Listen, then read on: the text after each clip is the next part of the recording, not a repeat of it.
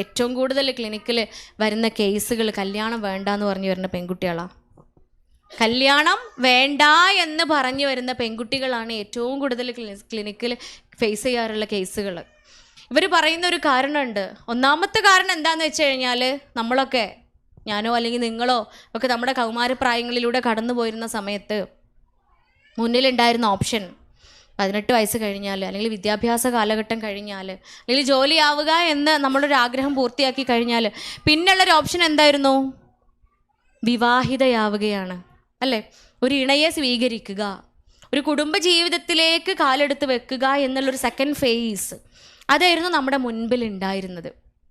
ഒരിക്കലും ഇതുപോലൊരു സദസ്സിൽ, നാട്ടിൽ ഒരു സദസ്സിൽ ക്ലാസ് എടുത്തുകൊണ്ടിരിക്കുമ്പോൾ, ഇണകളെ കുറിച്ച് ഇങ്ങനെ സംസാരിച്ചുകൊണ്ടിരിക്കുമ്പോൾ മുൻപിലിരിക്കുന്ന ഇച്ചിരി പ്രായമായ ഒരു ഉമ്മ എണീറ്റ് എന്നിട്ട് പറയാം, അല്ല മളെ, ചട്ടിയും കലയൊക്കെ ആവുമ്പോൾ ജിദ്ദയിലും അങ്ങനെ തന്നെയാ? അല്ല, ജിദ്ദയിലും തട്ടിയും മുട്ടിയും തന്നെ അല്ലേ? ഞാൻ വിചാരിച്ചു നാട്ടിൽ മാത്രമേ ഈ ചട്ടിയും കാലും ഇങ്ങനെ തട്ടിയും മുട്ടിയും. മക്കളെ, തട്ടിയും മുട്ടി ഇരുന്നാൽ ആ കലത്തിൽ അരി വേവൂല, ആ കലത്തിൽ ഭക്ഷണം ഉണ്ടാവില്ല. പണ്ടൊക്കെ തട്ടിമുട്ടി ചെറിയൊരു ഓട്ട ഉണ്ടായാലും അതിൽ കഞ്ഞി വേവുമായിരുന്നു, ആ കഞ്ഞി കുടിച്ച് വിശപ്പടക്കാമായിരുന്നു. ഇന്നത്തെ ചട്ടിയും കലും തട്ടിയും മുട്ടിയായാൽ ഓപ്ഷൻസ് നിരവധി ഉണ്ട്. എൻ്റെ ഉമ്മമ്മ എടവണ്ണയെ ജമീല ടീച്ചർ 15 വർഷങ്ങൾക്ക് മുൻപ് എഴുതിയ വരികളാണ്. ഇങ്ങനെയാണ്: എന്തിനാണ് പൊന്നിലഞ്ഞി പൂവണിഞ്ഞ് നിൽക്കണ, എപ്പോഴാണ് കാറ്റ് വന്ന് താലി നിന്നെ കെട്ടണ, ലല്ലലല്ലം ലാലലല്ലം ആടിടും തെങ്ങോലയിൽ താളമിട്ട് മേളമിട്ട് പൂങ്കുയിൽ പാടണ, താമരപ്പൂ മാരനെന്തേ ഇത്ര താമസിക്കണ. ഇത് 15 വർഷങ്ങൾക്ക് മുൻപ് എഴുതിയ വരികളാണ്. ഇതിൻ്റെ പശ്ചാത്തലം എന്താണെന്ന് വെച്ചാൽ, സ്ത്രീധനക്കുറവ് മൂലം മംഗല്യ സൗഭാഗ്യം ലഭിക്കാത്തൊരു പെൺകുട്ടി, ആ പെൺകുട്ടിയുടെ രോദനങ്ങളാണ് പറയുന്നത്. എനിക്ക് കൊടുക്കാൻ സ്ത്രീധനം ഇല്ല, അതുകൊണ്ട് എൻ്റെ മാരൻ എന്തേ ഇത്ര വൈകണോന്ന് ചോദിക്കാം. ഇന്ന് ഈ കാലഘട്ടത്തിൽ, ഈ റോബോട്ടിക്സ് യുഗത്തിൽ, മെറ്റാവേഴ്സിൻ്റെയും ആർട്ടിഫിഷ്യൽ ഇൻ്റലിജൻസിൻ്റെയും കാലഘട്ടത്തിൽ ഞാൻ സ്റ്റേജിൽ കയറി പാട്ടുപാടി എനിക്ക് ഏറിട്ടും ഇല്ലേ? നമ്മളെ കൗമാരപ്രായത്തിലുള്ള കുട്ടികളെല്ലാവരും കൂടെ കൂടിയിട്ട് എന്നെ പെരുമാറും. കാരണം എന്താ? ഇതിൻ്റെ അവസാന വരികൾ എന്താ പാടിയത്? താമരപ്പൂ മാരൻ എന്തേ ഇത്ര താമസിക്കണ്. ആർക്കാണ് താമരപ്പൂ മാരനെ വേണ്ടത്? ആർക്കും വേണ്ട. നമ്മളെ കുട്ടികൾക്കൊന്നും താമരപ്പൂ മാരനെ വേണ്ട. അന്ന് നമ്മുടെ മുൻപിൽ ഉണ്ടായിരുന്ന ഓപ്ഷൻ വിവാഹം കഴിക്കുക, കുടുംബജീവിതത്തിലേക്ക് അടുത്ത ഒരു ഫേസ്, ജീവിതത്തിൻ്റെ അടുത്ത ഒരു സ്റ്റേജിലേക്ക്, മനോഹരമായൊരു ഫേസിലേക്ക് കയറുക എന്നതായിരുന്നുവെങ്കിൽ, അന്നത്തെ നാം കാണുന്ന ആ ചട്ടിയും കലവും തട്ടിയും മുട്ടിയും ആയിരുന്നുവെങ്കിൽ, അല്ല, ആ ഉമ്മ തുടർന്ന് പറഞ്ഞെൻ്റെ അടുത്ത് മൈക്ക് വാങ്ങിയിട്ട് ആ ഉമ്മ പറയാ, ചട്ടിയും കലാവുമ്പോൾ തട്ടിയും മുട്ടിയൊക്കെ ഇരിക്കൂലേ മോളെ, ഞങ്ങൾ എൻ്റെ ഉമ്മയും ഉപ്പയൊക്കെ അങ്ങനെയൊക്കെ തന്നെയായിരുന്നു. മാപ്പിളയും പെണ്ണുങ്ങളാവുമ്പോൾ കുറച്ച് പ്രശ്നമൊക്കെ ഉണ്ടാവും, അത് കുറച്ച് കഴിയുമ്പോൾ നമ്മളങ്ങോട്ട് ശരിയാവില്ലേ? ഞങ്ങളും ഇങ്ങനെയല്ലേ. എന്നിട്ട് ഞാൻ 16 മക്കളെ പ്രസവിച്ചു.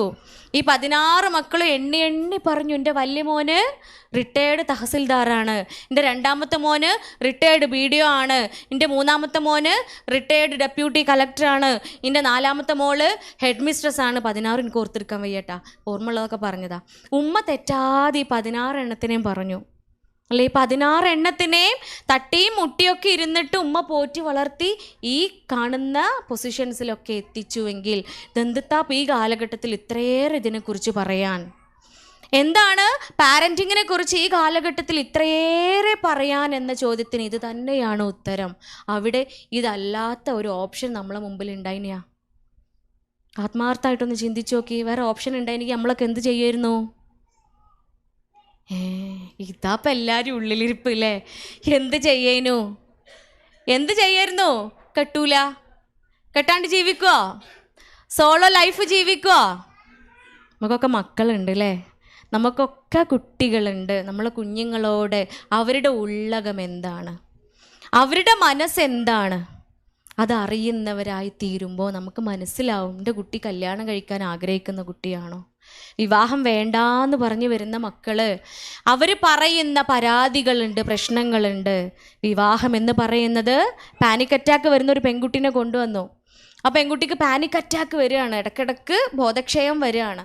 അപ്പോൾ കല്യാണത്തിന് മാർച്ചിലാണ് കല്യാണം, കുറച്ച് മാസങ്ങൾ മാത്രമേ ഉള്ളൂ.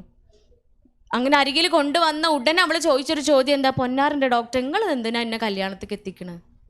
നിങ്ങൾ എന്തിനാണ് എന്നെ കല്യാണം കഴിപ്പിക്കുന്നത്? എനിക്ക് കല്യാണം വേണ്ട എങ്കിൽ എന്തിനാണ് നിങ്ങൾ കൂടി എന്നെ ഉപദേശിക്കുന്നത് എന്ന ചോദ്യം. വിവാഹം എന്ന് പറയുന്നത് ഒരു മനുഷ്യ ശരീരത്തിന്, ഒരു മനുഷ്യ മനസ്സിന് അഭിവാജ്യമായൊരു ഘടകമാണ്. നമ്മുടെ സൃഷ്ടിപ്പ് അങ്ങനെയാണ്. നമ്മുടെ ശരീരത്തിലെ ഹോർമോൺസ് അപ്രകാരമാണ്. സ്ത്രീകളിൽ ഈസ്ട്രജനും ആണുങ്ങളിൽ ടെസ്റ്റോസ്റ്റിറോണും ഉണ്ടാവുന്നുവെങ്കിൽ അവരുടെ ഇൻറ്റേർണൽ ആൻഡ് എക്സ്റ്റേണൽ ഓർഗൻസ് അത് റെഗുലറായിട്ട് വളരെ നാച്ചുറലായിട്ട് ഗ്രോ ചെയ്യുന്നതാണ് എങ്കിൽ വിവാഹ ജീവിതം നിർബന്ധമാണ്. അവർക്ക് ശരീരം കൊണ്ടോ മനസ്സുകൊണ്ടോ മറ്റൊരു പ്രശ്നങ്ങളും ഇല്ല എങ്കിൽ നിർബന്ധമാക്കപ്പെട്ടൊരു ഘടകം തന്നെയാണ്, ഒന്ന് തന്നെയാണ് വിവാഹം എന്ന് പറഞ്ഞു കൊടുക്കുമ്പോൾ കുട്ടികൾ ചോദിക്കുന്ന ചോദ്യം എന്താ? അവർ പറയുന്ന മറുപടി എന്താണ്? വിവാഹം എന്ന് പറയുന്നത് സ്ത്രീയുടെ അടിമത്വമല്ലേ? വിവാഹം എന്ന് പറയുന്നത് സ്ത്രീയുടെ അടിമത്വമല്ലേ? പുരുഷൻ്റെ മേധാവിത്വമല്ലേ? നമുക്കെന്താ മറുപടി പറയാനുള്ളത്? അവിടെ ജെൻഡർ ഈക്വാലിറ്റി ഉണ്ടോ? ജെൻഡർ ഈക്വാലിറ്റി ഉണ്ടോ? അയ്യോ, ഒന്നും പറയണില്ലല്ലോ നിങ്ങൾ. ഇപ്പം നേരത്തെ പറഞ്ഞു, നിങ്ങൾ എല്ലാ ബുധനാഴ്ചയും വെള്ളിയാഴ്ചയും ശനിയാഴ്ചയൊക്കെ ഇവിടെ ക്ലാസ്സുകൾ ഉണ്ടാവലുണ്ട്. അതിൽ നിങ്ങൾ ഈ ടോപ്പിക്കൊന്നും സംസാരിച്ചിട്ടില്ലേ? നമ്മളൊക്കെ പുരയിൽ ജെൻഡർ ഈക്വാലിറ്റി ഉണ്ടോ? അദ്ദേഹം പറഞ്ഞു സൗദി അറേബ്യയിൽ എന്താണെങ്കിലും ജെൻഡർ ഈക്വാലിറ്റി നടക്കൂല. പുരയിൽ നടക്കുമോ?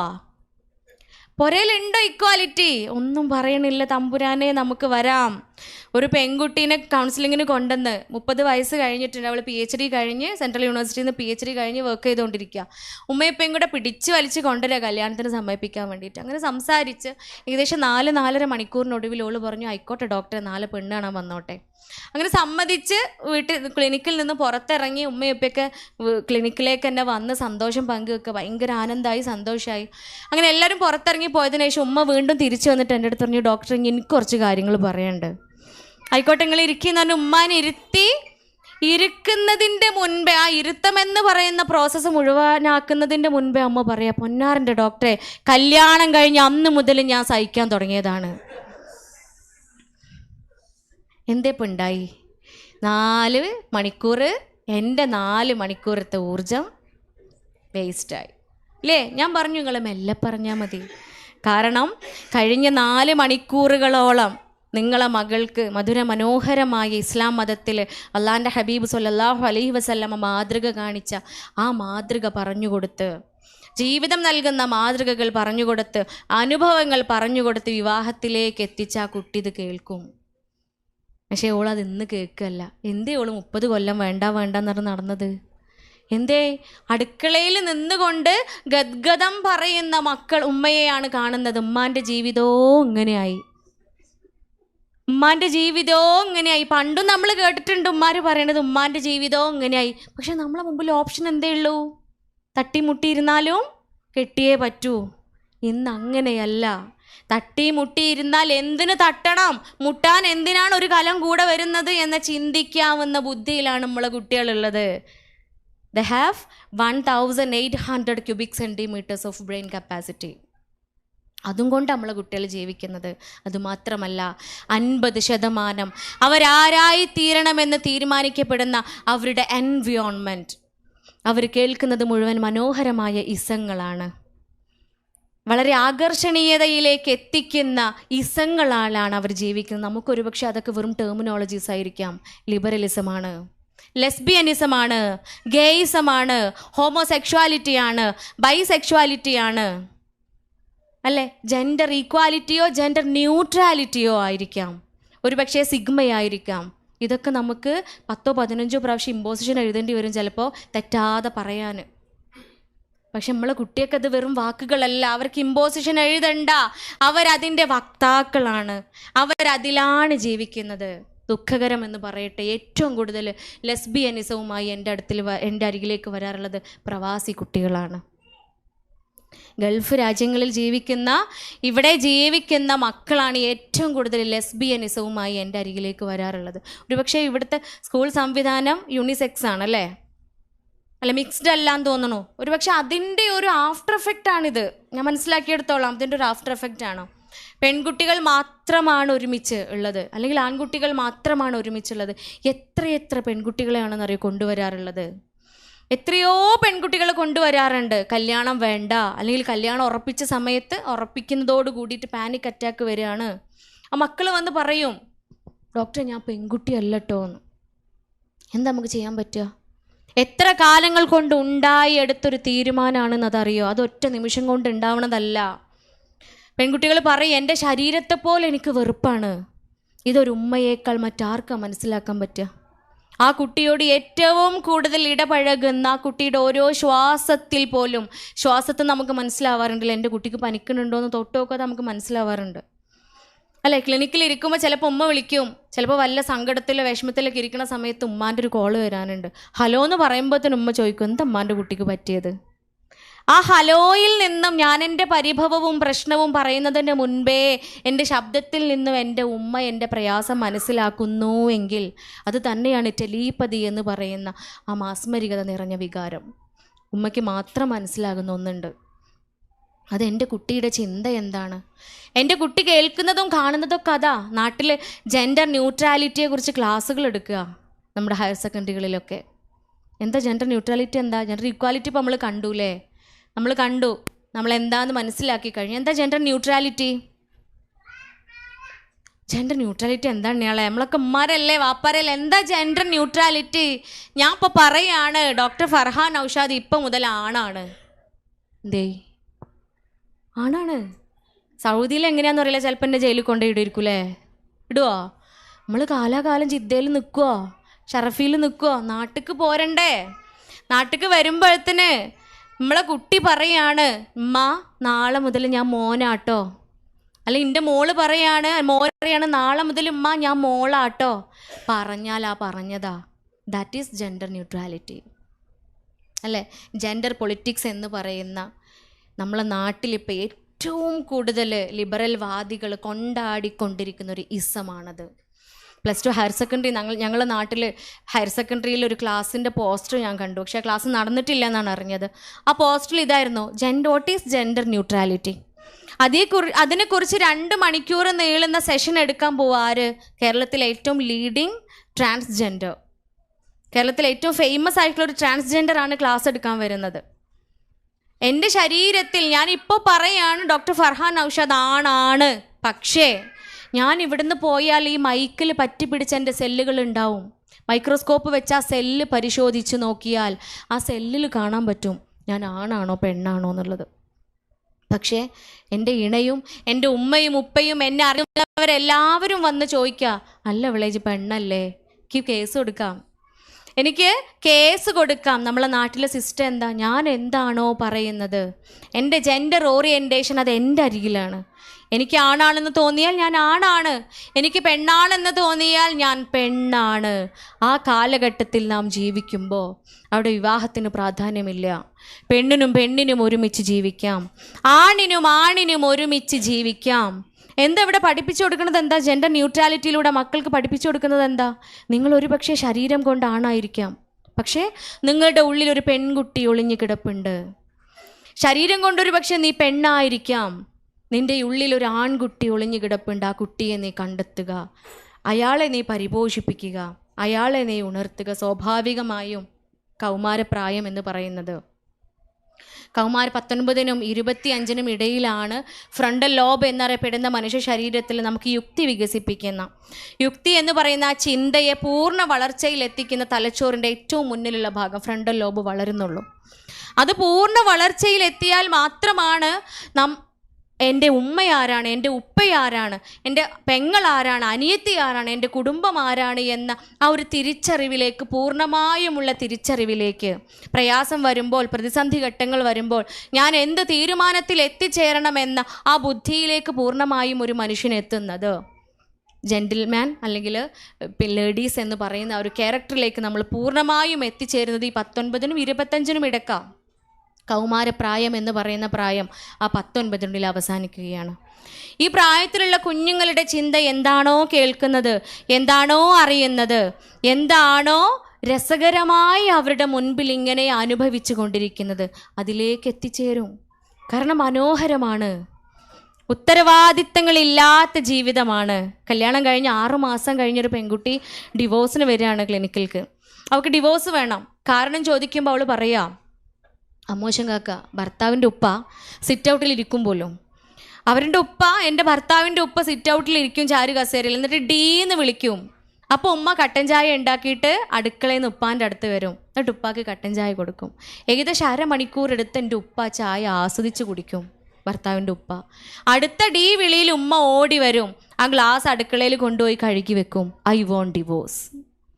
ഞാൻ ചോദിച്ചു, അല്ല എൻ്റെ വിളിച്ച് കെട്ടിയത് വാപ്പാനെയല്ലല്ലോ, വാപ്പാൻ്റെ മകനെയല്ലേ? ആ കുട്ടി പറയാ, കല്യാണം കഴിച്ചത് വാപ്പാൻ്റെ മകനെ തന്നെയാണ്. പക്ഷേ ഈ മകൻ കണ്ടു പഠിക്കുന്നത് ഈ വാപ്പാനെയല്ലേ. ഓന് ഞാൻ കട്ടൻ ചായ ഉണ്ടാക്കി കൊടുക്കേണ്ടി വരും, അവൻ്റെ ഷർട്ട് ഞാൻ അയേൺ ചെയ്ത് കൊടുക്കേണ്ടി വരും, അവൻ്റെ ഷൂ ഞാൻ പോളിഷ് ചെയ്ത് കൊടുക്കേണ്ടി വരും. പൊന്നാരൻ്റെ ഡോക്ടറെ, അവൻ കഴിച്ച പാത്രം പോലും ഞാൻ കഴുകി വെക്കേണ്ടി വരും എന്ന് പെൺകുട്ടി സങ്കടം പറയാ. ഞാനന്ന് വീട്ടിലെത്തിയ പാടെ ചെയ്തത് എന്താണെന്ന് പറയുക, എനിക്ക് 3 ആൺകുട്ടികളാ. ഓലെ 3 വിളിച്ച് എങ്ങനെ പാത്രം കഴുകി വെക്കണമെന്ന് പഠിപ്പിച്ചു കൊടുത്ത്. സത്യം. കാരണം എന്താ, എനിക്കിനി പെൺകുട്ടികളെ കിട്ടുന്നുള്ളത് ഓര് കല്യാണം കഴിച്ച് കൊണ്ടുവരുന്നുള്ള പ്രതീക്ഷ. ഇൻഷാ അല്ലാ അവർ 3 പേരും കല്യാണം കഴിച്ച് കൊണ്ടുവരുമ്പോഴാണ് എനിക്ക് 3 പെൺകുട്ടികളെ കിട്ടുക എന്നുള്ള പ്രതീക്ഷയിൽ കിനാവും സ്വപ്നം കണ്ട് ജീവിക്കുക അല്ലേ. പെണ്ണ് കെട്ടണമെന്നുണ്ടെങ്കിൽ പാത്രം കഴുകി വെക്കണം. ഇപ്പോൾ ചെറുത് LKG പഠിക്കണം, 3-4 വയസ്സായവൻ പോലും കഴിച്ചു കഴിഞ്ഞാൽ കസേര നീക്കിയിട്ട് അതുമ്മ കയറി സിങ്കിലെത്തി അവൻ കഴുകിയ പാത്രം മോറി വെക്കും. മോനും ഉണ്ടാവില്ലേ പെണ്ണെട്ടാൻ പൂതി ഇല്ലേ? കെട്ടണമെന്നുണ്ടെങ്കിൽ പാത്രം കഴുകാൻ പഠിക്കണം. അവിടെ എന്തുകൊണ്ടാണ് മനസ്സിലാക്കാത്തത്? ആ ഡി എന്ന വിളിയിൽ ഉപ്പയുടെ സ്നേഹമാണുള്ളത് എന്ന് മനസ്സിലാക്കണമെങ്കിൽ ആജ്ഞയോടുകൂടിയുള്ള വിളിയല്ല, കട്ടൻ ചായ ഉണ്ടാക്കി കഴിയണത് വരെ ഉമ്മാൻ്റെ പ്രാക്കല്ല കേൾക്കണത് എന്ന് കുട്ടിക്ക് ബോധ്യപ്പെടണം അല്ലേ. ഉമ്മയുടെ പ്രാക്കല്ല അവിടെ ഉള്ളത്. ഉമ്മ സ്നേഹത്തോടു കൂടി ആ കട്ടൻ ചായ അവിടെ ഉണ്ടാവണമെങ്കിൽ ആ അവിടെ ചിലവഴിക്കപ്പെടുന്ന ഊർജം, അവിടെ ഒഴുക്കപ്പെടുന്ന വെള്ളം, അതിലേക്ക് വീഴുന്ന ചായപ്പൊടി, പഞ്ചസാര, ഇതൊക്കെ വാപ്പയുടെ ചോര നീരാക്കപ്പെട്ട അധ്വാന ഫലമാണ് എന്ന് ആ ഉമ്മയുടെ സ്നേഹത്തിൽ ചാലിച്ചുകൊണ്ട് ആ കട്ടൻ ചായയായി രൂപപ്പെടുമ്പോൾ അത് മക്കൾ അനുഭവിച്ചു കൊടുക്കണ്ടേ? അടുക്കളയിൽ നിന്ന് ഉമ്മാൻ്റെ ജീവിതം എങ്ങനെയായി എന്ന് പറയുന്ന കുട്ടികൾ എങ്ങനെയാണ് ലെസ്ബിയനിസത്തിലേക്ക് പോവാതിരിക്കുക? അവിടെ ഉത്തരവാദിത്തങ്ങളില്ല. അവനവൻ്റെ ബ്രെഡ് ഓംലെറ്റും അല്ലെങ്കിൽ നൂഡിൽസും ഉണ്ടാക്കി തിന്ന് പോവാ. അവിടെ പാത്രം കഴുകി കൊടുക്കണ്ട പരസ്പരം ഇല്ലേ? അവിടെ പരസ്പരം പാത്രം കഴുകി കൊടുക്കണ്ട, ഡ്രസ്സ് അയൺ ചെയ്ത് കൊടുക്കണ്ട. മാത്രമല്ല ഏറ്റവും വലിയൊരു ഗുണം എന്താ? മതിയാവുമ്പോൾ നിർത്തിപ്പോരും ചെയ്യുക ഇല്ലേ? മതിയാവുമ്പോൾ നിർത്തിപ്പോരും ചെയ്യുക. അതല്ലേ ഡേറ്റിംഗ് എന്ന് വെച്ചാൽ എന്താ? ലിവിങ് ടുഗദർ പോലെയല്ല. ലിവിങ് ടുഗദർ എന്ന് പറഞ്ഞാൽ കുറച്ചും കൂടെ സ്പാൻ ഓഫ് ടൈം ഉണ്ട്. അവിടെ കുറച്ചും കൂടെ സമയം ഒരുമിച്ച് പറ്റുന്നത്ര സമയം കരാറുകളില്ലാതെ ജീവിക്കാൻ പറ്റുന്ന ഒന്നാണ് ലിവിങ് ടുഗദർ. ഡേറ്റിംഗ് എന്ന് വെച്ചാൽ എന്താ? എന്ത് രസമാണെന്ന് പറയുക. ഡേറ്റിംഗ് ആപ്പുകളൊക്കെ ഉണ്ട്. നമ്മളെ കേരളത്തിൽ അരികെ എന്ന് പറഞ്ഞൊരു ആപ്പൊക്കെ ഉണ്ട് അല്ല, നിങ്ങൾ കണ്ടു കാണൂല്ലേ? കണ്ടിട്ടില്ലേ? അപ്പം ഞാനപ്പോൾ കണ്ട് അരികെ എന്ന് പറഞ്ഞൊരു ആപ്പ് ഉണ്ട്. ഈ ആപ്പ് എന്താണെന്നറിയോ? ഇതിൽ ഒന്ന് തുറന്നു നോക്കണിട്ടുണ്ടെങ്കിൽ ചിലപ്പോൾ നമ്മളെ കുട്ടികൾക്കൊക്കെ അക്കൗണ്ട് ഉണ്ടാവും. നമ്മൾ അറിയുന്നില്ല. നമ്മൾ ഒക്കെ അറിയാമെന്ന ഭാവത്തിൽ, അതാ നേരത്തെ പറഞ്ഞത്, ഞാൻ ഉമ്മയാ 3 എണ്ണത്തിൻ്റെ ഉമ്മയെന്ന് പറഞ്ഞ് അഹങ്കരിച്ച് നടക്കുമ്പോൾ എൻ്റെ മോനാണ് ഒരു ദിവസം എന്നോട് പറഞ്ഞത്, ഉമ്മ ഞാൻ സിഗ്മ ബോയ് ആണ് കേട്ടോ എന്ന്. അവന് കളിക്കുമ്പോൾ, വൈകുന്നേരം കളിക്കുമ്പോഴേ വീടിൻ്റെ അപ്പുറം ഇപ്പുറമുള്ള പെൺകുട്ടികളെയൊക്കെ കൂടെ, അവന് പെൺകുട്ടികളെ കൂടിയാണ് കൂടുതൽ കളിക്കാൻ ഇഷ്ടം. സങ്കടം ഇല്ലായിട്ടല്ല, കുറച്ചും കൂടെ കഴിഞ്ഞിട്ട് നോക്കാച്ചിട്ടാ. അപ്പോൾ ഇവൻ ഈ കളിയൊക്കെ കഴിഞ്ഞ് ഏകദേശം മഗ്‌രിബിൻ്റെ സമയമായിട്ടുണ്ട്. ഈ പെൺകുട്ടീനെ അവളുടെ വീട്ടിലൊന്ന് കൊണ്ടുവിട്ട് കൊടുക്കുമെന്ന് ഞാൻ പറഞ്ഞപ്പം പറയാം, ഞാൻ കൊണ്ടുവിടുക ഉമ്മച്ചി, ഞാൻ സിഗ്മ ബോയ് ആണ് കേട്ടോ എന്ന് പറഞ്ഞു എൻ്റെ അടുത്ത്. അപ്പോൾ എന്തോ ഒരു തിരക്കിൽ വിട്ട് ഞാനത് അങ്ങ് മാറ്റി വെച്ചു. അപ്പം തന്നെ എന്താ സംസാരിക്കേണ്ടെന്ന് വിചാരിച്ചിട്ട് അന്ന് തന്നെ രാത്രി വീട്ടിൽ ഹസ്ബൻഡിൻ്റെ പെങ്ങളുടെ നാത്തൂൻ്റെ ഫ്രണ്ട്സൊക്കെ വന്നിരുന്നു. ഇവർ ഭക്ഷണമൊക്കെ കഴിച്ചു കഴിഞ്ഞ് അവരുടെ ഒരു കസിൻ ബോയുടെ അടുത്ത് ഇവരെ മറ്റൊരു വീട്ടിലേക്ക് കൊണ്ടുവിടാൻ വേണ്ടിയിട്ട് പറഞ്ഞപ്പോൾ അവൻ പറയാം, എൻ്റെ വണ്ടിയിൽ ഞാൻ ഈ പെൺകുട്ടികളെ കയറ്റൂല. അപ്പോൾ എന്തെന്ന് വെച്ചപ്പോൾ എൻ്റെ വണ്ടി സിഗ്മ വണ്ടിയാണ് എന്ന് പറഞ്ഞു. അപ്പോഴാണ് വോട്ട് ഈസ് സിഗ്മ എന്നൊരു ക്വസ്റ്റ്യൻ ഉള്ളിൽ വന്നത്. What is sigma? എന്താ സിഗ്മ?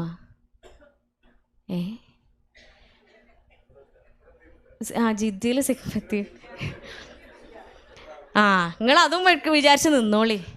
ഏറ്റവും കൂടുതൽ ഞാൻ പറഞ്ഞു, ലെസ്ബിയനിസം ആവട്ടെ, ഗേയിസം ആവട്ടെ, സിഗ്മയാവട്ടെ, ഹോമോസെക്ഷുവാലിറ്റി ആവട്ടെ, ബൈസെക്ഷുവാലിറ്റി ആവട്ടെ, ഏറ്റവും കൂടുതൽ ക്ലിനിക്കിൽ കേസസ് വരൽ പ്രവാസികളെ അടുത്തുനിന്നാ. കേൾക്കുന്നുണ്ടെങ്കിൽ കേൾക്കണ്ട, ഇവിടുന്നാണ് വരല്. നമ്മൾ വിചാരിക്കും ഞങ്ങൾ ജിദ്ദക്കാർ സേഫാ അല്ലേ, ഞങ്ങളടുത്ത് ഒന്നും എത്തിയിട്ടില്ല. എത്തിക്കണ തന്നെയാളെ നമ്മളെ നാട്ടിൽ നിന്ന് മഞ്ചേരിയിൽ നിന്നും ഇടക്കരുന്നൊക്കെ എനിക്ക് കേസ് കുറവാ. പ്രവാസികളെടുത്തുനിന്ന് ബേജാറാക്കി പോവല്ലട്ടാ, നിങ്ങളെ ബേജാറാക്കി പോവല്ല. നമ്മൾ ചിന്തിക്കണം എന്താണ് സിഗ്മ അല്ലേ. ഇതുപോലെ എല്ലാം അറിയുമെന്ന് അല്ലെങ്കിൽ എല്ലാം മനസ്സിലാക്കാൻ ശ്രമിക്കുമ്പോൾ പോലും മോൻ പറഞ്ഞു സിഗ്മ എന്താ സിഗ്മ. അന്ന് റെഫർ ചെയ്തു, എന്താണ് ഞാൻ പഠിച്ച ടെക്സ്റ്റ് ബുക്ക് മുഴുവൻ തപ്പി നോക്കി, സിഗ്മനെ കണ്ടില്ല. അവസാനം ആധികാരികമായ ഒരു സ്കോളറുടെ വെബ്സൈറ്റിൽ നോക്കിയപ്പോൾ കിട്ടി വാട്ട് ഈസ് സിഗ്മ. സിഗ്മ എന്ന് വെച്ചാൽ എന്താ, ഒരു തോട്ടാണ്. അതൊരു തോട്ടാണ്, അത് ഒരു ഇൻസൈറ്റ് പോലെ ഉണ്ടാവുന്നൊരു തോട്ട്. അതെന്താണ്, പെൺകുട്ടികളെ ഒരിക്കലും ഇഷ്ടപ്പെടാത്ത ആൺകുട്ടികളെയാണ് സിഗ്മ ബോയ്സ് എന്ന് പറയുക. അവർ പെൺകുട്ടികളെ ബഹുമാനിക്കുകയോ അല്ലെങ്കിൽ പെൺകുട്ടികളെ അംഗീകരിക്കുകയോ ചെയ്യൂല.